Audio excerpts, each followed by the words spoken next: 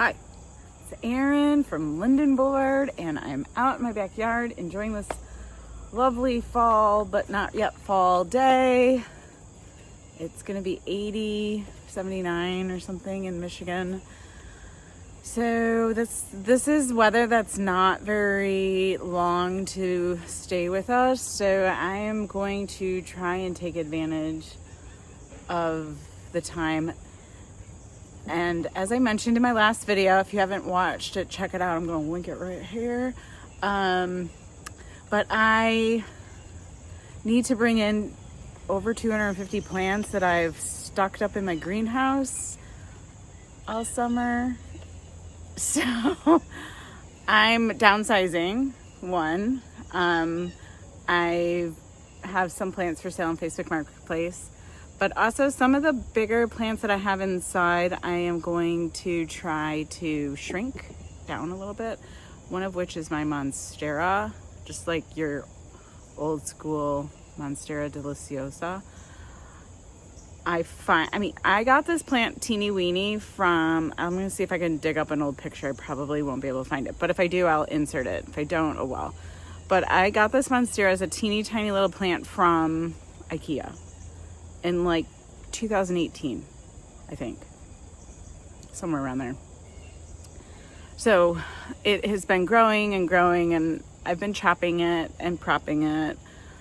And what I've learned through the years is that when you take a top cut from your Monstera, and I'll show you what that is, what a top cut is. When you take a top cut and you root that top cut, you're gonna have more mature leaves that come off of that top cut. And the bottom that you're leaving in the pot is going to take a while, continue to take a while to produce bigger leaves, more mature leaves, more fenestrated leaves. And that's why everybody wants a Monstera, because of the fenestrations. So I bought the plant 2016, 17, somewhere pre-COVID. And I am just now getting the second and third fenestrations, but only on my topmost growth area. So what I plan on doing is chopping that top off, rooting it. I could air layer it, we could talk about that, but I'm impulsive, if you haven't seen from previous videos. So I'm just gonna chop it, and I'm going to root it in water, and then when I start to get roots, then I'm gonna pot it back up. And then the rest I'm gonna chop, and I should probably not be chopping, propping, and selling, because I don't have any space. So maybe I'll just do a posting on Facebook Marketplace for free cuttings of the Monstera. Maybe I'll do that. Okay, so that's the plan for today. Plan number one is to chop up my Monstera so that I can have that corner in my house freed up, so the big plants can come back in. One of which is my fiddle leaf fig. I'll show you that too. So that's number one chore. Okay, this is the beast. She's in a 5-gallon bucket, and this is what we're going for. These fenestrations. Here's another good example. Those guys. But the rest down here, it's like sparse and not very attractive. So what I'm gonna do is I'm gonna take it outside and not make a mess on the inside. And we're gonna chop her up.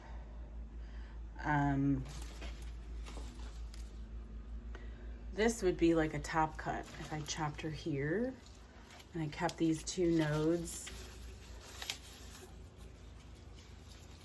Chop her here, maybe chop her here. Maybe I'll chop her here for this one. And then this one, I'll probably chop her here. And then I'll pot these, well, I'm gonna root these two guys in water and then pot it back up. And then the rest, I think I'm just gonna chop up these nodes and put them on the side of the road for anybody who wants them.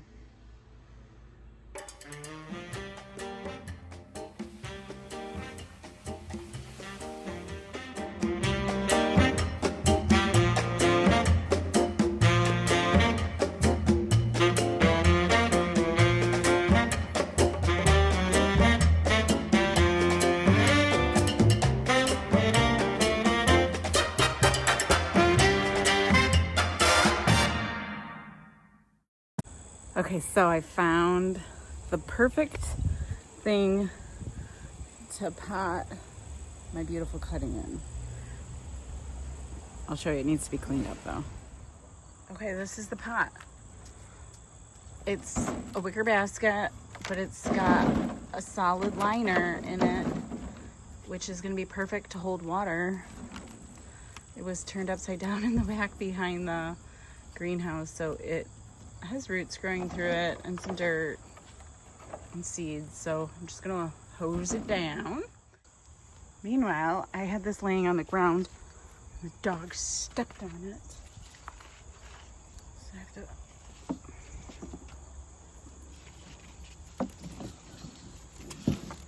raise them up.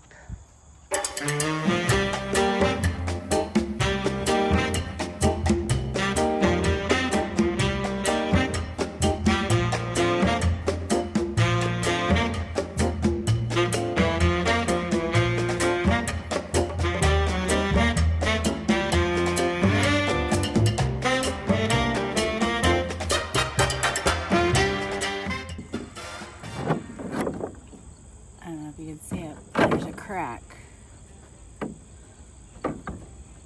And I think, I have to inspect, but I think the crack is here, which will be fine because I just really need that much water in there anyway. All right, so now they need to sit and dry.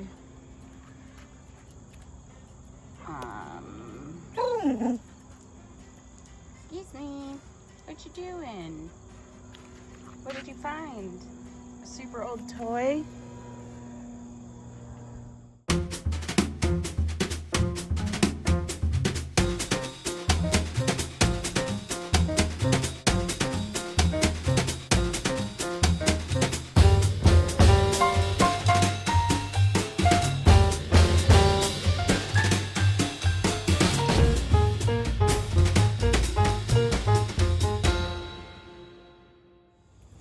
All right, I'm just gonna start cutting this up.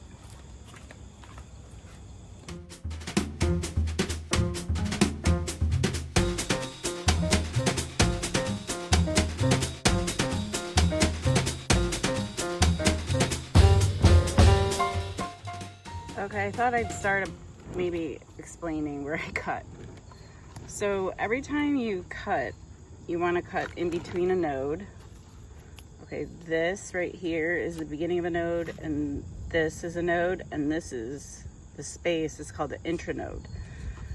So I am actually going to cut this scangly leaf off, and I'm going to cut just below, or I could actually cut above the node and potentially activate a new growth, but I think I'm just going to cut right here, and it should activate a growth point along the edge of this node.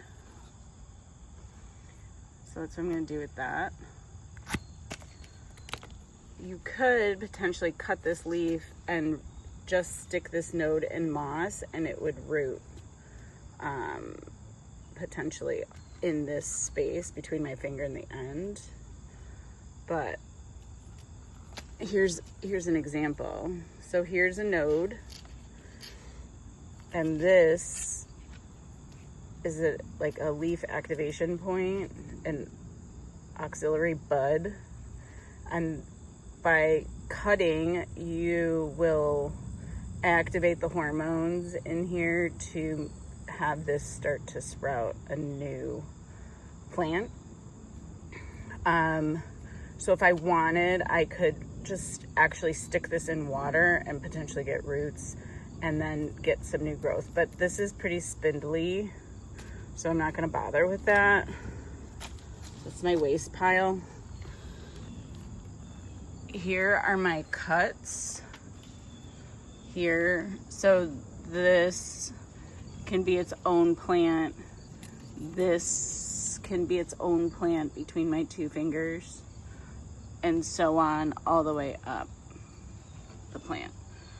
You can cut these. These are aerial roots that are actually meant to anchor the plant into the ground as it grows up into the air. So they send those down and it goes into the ground to anchor the plant. Obviously in a house you don't need that. Some people like them because they're kind of cool to look at. Some people don't. Now I have to decide if I'm going to keep this pot of these butt cuts. I might just keep this and keep it in the dining room, plant room, and see what comes up, and then potentially sell that come spring. But my main focus is going to be those guys and getting rid of this eventually. Right? Right. That's what I'm telling myself to do. Oh boy. So I think these cuttings are just gonna go in the corner of this south-facing window. So they'll get some good light. That's the plan. Phoenix. Crazy.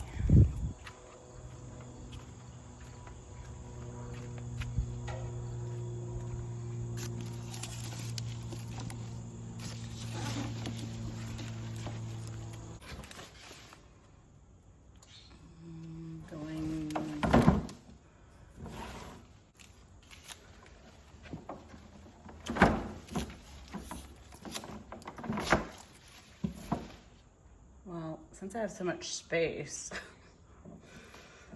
maybe I'll put a couple more cuttings in there.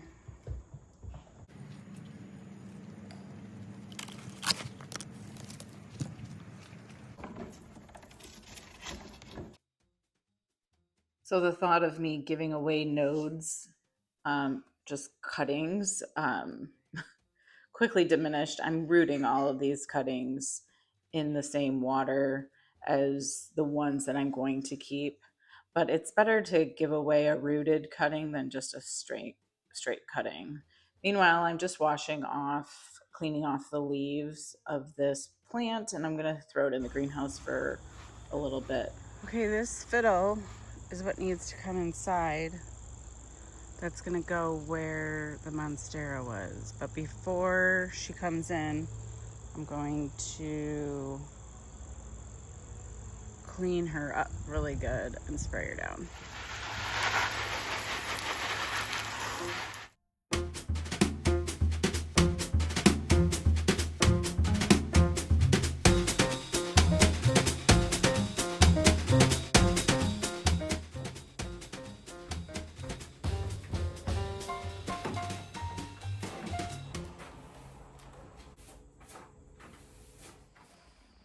Okay, she's in place, which then leads me to my next topic, is to update you on the jade.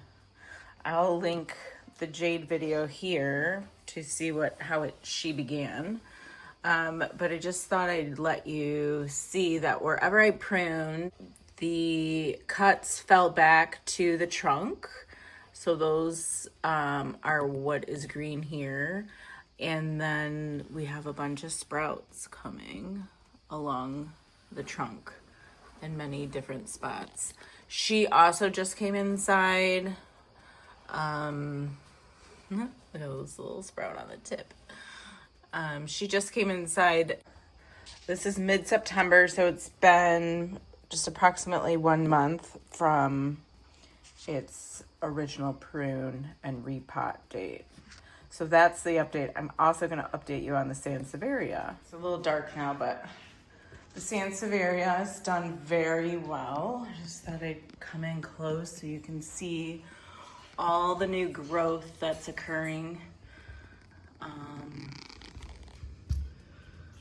I'll link this video as well, but we have lots of new growth occurring at the ground level. There's a new pup here. All the leaves are very sturdy, no more floppies, but this is all new. All this growth is new. So it should be a full pot. Hi, Scarlett.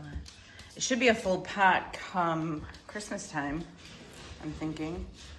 Sansevieria can tolerate low light. However, I do have grow lights under that shelf. So although it's not getting direct light from the grow light, it's gonna do really well in that spot. So that's the Sansevieria update. I also have an update on the Splendid.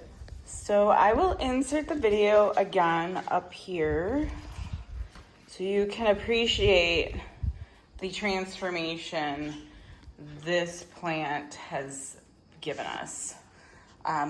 There was quite the catastrophe that happened in the late winter, early spring. And this guy has just really rebounded. And I just wanted to show you. There's probably 5 or 6 different plants in this pot, all growing up the moss pole. And this time they're all integrated. You can see the roots reaching in to the moss pole. I've been very diligent about keeping it wet to encourage attachment from the plant.